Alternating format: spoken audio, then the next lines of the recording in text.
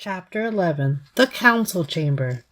Ziba visited Katie periodically to check her physical health and mental well-being. It took several days for Katie's body to adapt to the low oxygen levels by growing more red blood cells.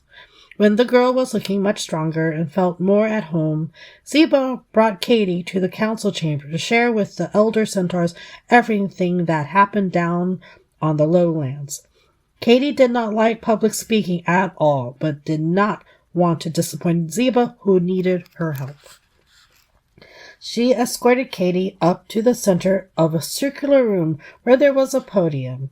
Behind the podium, 9 elder centaurs stood behind a long curved table. Clutching her computer tablet, Katie looked at the faces of the murmuring crowd as they gathered to hear what the human was going to say. Shasta was easy to spot among the bright-colored others. He looked bored, as if he'd rather not be there when they locked eyes. But then she spotted her new friends giving her a wave and a cheer that made her feel a little better. She hated being gazed upon, examined, and judged by everyone. Her insides were trembling when Ziba squeezed Katie's shoulders for reassurance before approaching the tall podium first. Greetings, Council. I am here to introduce the human called Katie. She's not from our world and is the only one of her kind here.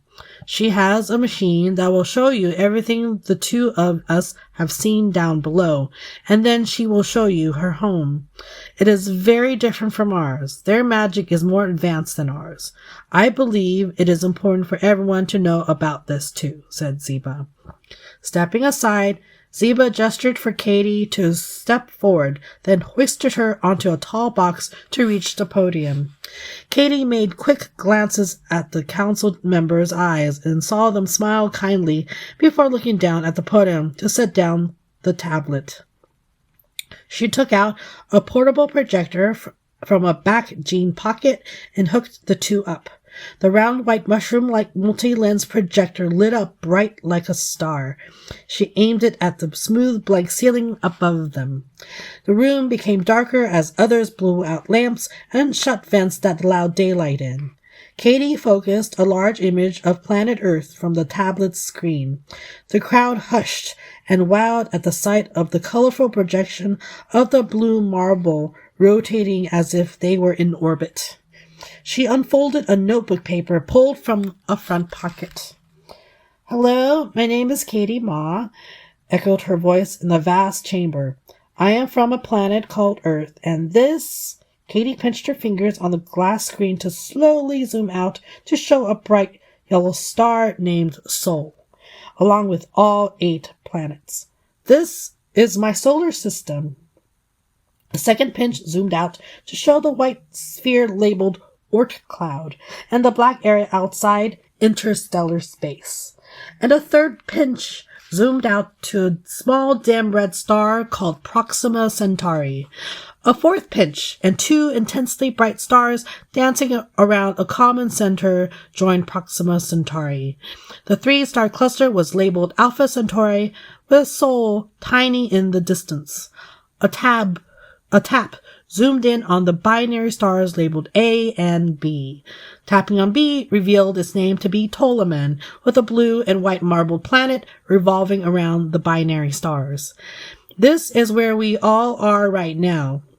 I don't know how I got here, and I do not know how to get back, but the first person I met here was Ziba. These are the pictures of what we saw. With a couple taps, pictures of Zan appeared. He is a dragon. We found him like this. He was nice to us and told us many things. Katie swiped through the pictures and videos of their conversations. Images changed from Space Dragon to Citadel, and then back to pictures of Earth, her family, home, school, and places she visited. Occasionally, the adults would interrupt with, "Slow down. Can you repeat that?" Or, "You're going too fast. Can you go back to the last image?" When she quickly swiped away what she thought was unimportant or uninteresting. Her voice cracked from trying to read several sentences in one breath. An elder centaur interrupted with a, "Take a deep breath between sentences so you don't run out of air."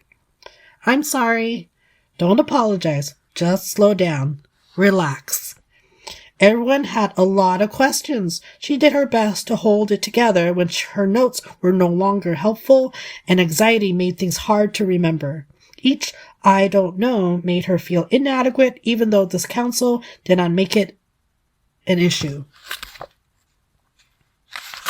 After about 2 hours or so, Katie was thanked and dismissed.